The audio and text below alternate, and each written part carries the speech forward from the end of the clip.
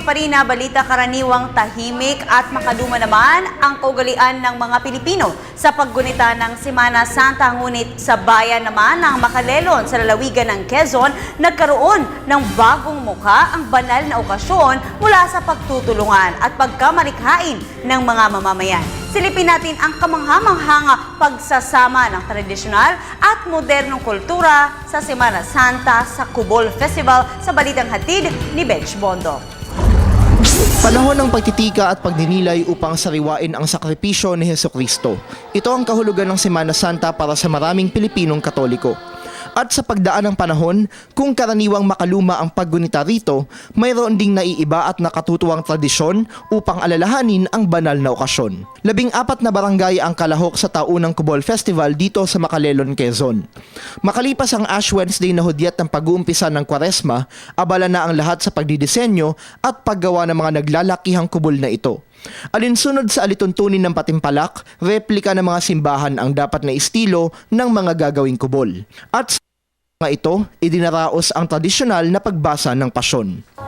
Higit sa bakasyon, ang Semana Santa ay panahon ng refleksyon upang alalahanin ang sakripisyong ipinadama ni Hesukristo para sa katubusan ng sangkatauhan. At kasabay ng okasyon, tila buhay na buhay din ang pagkamalikhain at bayanihan ng mga mamamayan na masasaksihan sa taunang Cubol Festival dito sa bayan ng Macalelon sa lalawigan ng Quezon.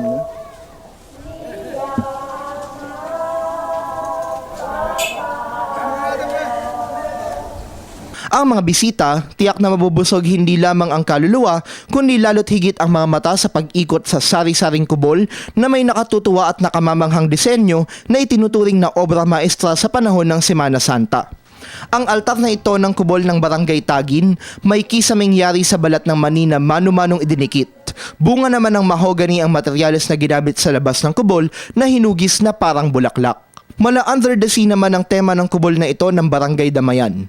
Dahil mula labas hanggang loob, tadtad ng sari-saring uri ng kabibe o seashells, simbolo sa pangingisda na isa sa mga pangunahing kabuhayan sa naturang bayan.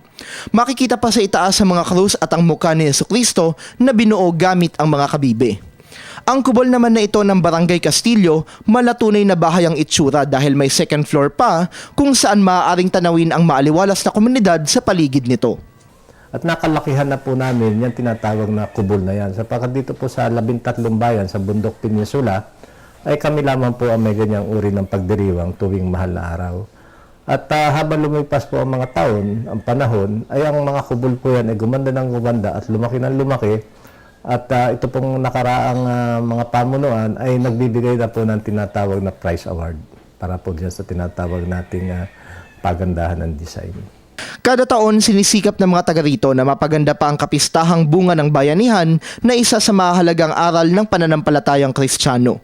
Patunay lamang ito na posible ang paghahalo ng luma at modernong kaugalian kung saan ang pag-alala sa naging buhay ng tagapagligtas maaaring gawing makulay at kagilagilalas. Para sa Telebisyon ng Bayan, Benj Bondo, Quezon.